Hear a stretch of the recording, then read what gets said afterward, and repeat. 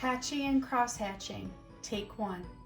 Hi, we are in drawing and painting. We are still on our value scale chapter. So today we are going to work with the concepts of hatching and cross-hatching.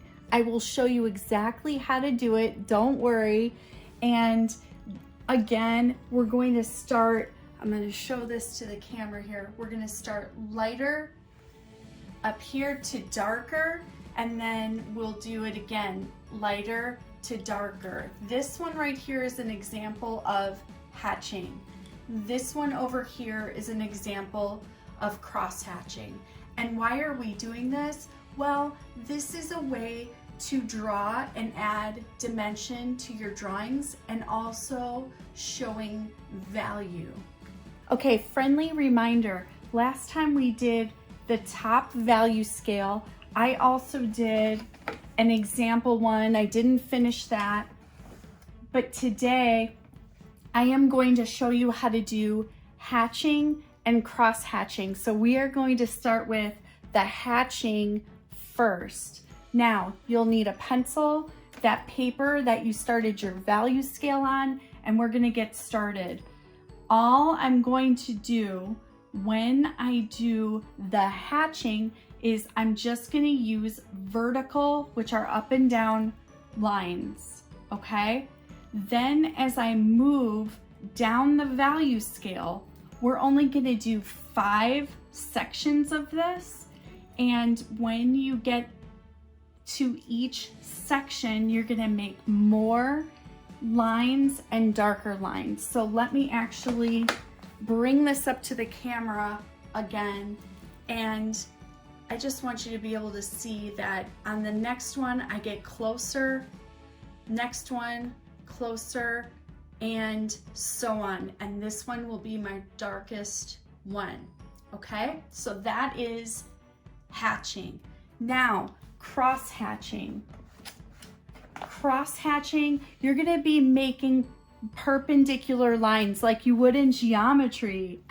Okay, so we're gonna make vertical lines like we did in this one, and then we're gonna take horizontal lines and go the opposite way. So we're gonna keep them spread out, and then as they get closer and closer, you will have darker sections here. So I'm just gonna go vertical and horizontal.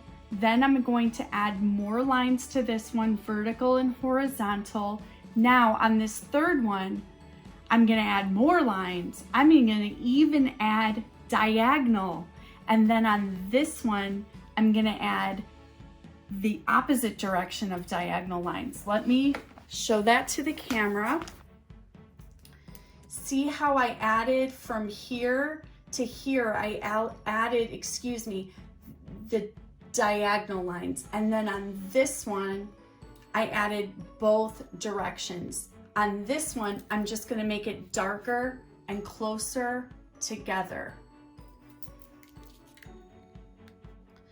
Okay, so do you see the bottom one? I added more lines, they're darker lines, and I went all different directions. I went vertical, horizontal, and then both ways of the diagonal.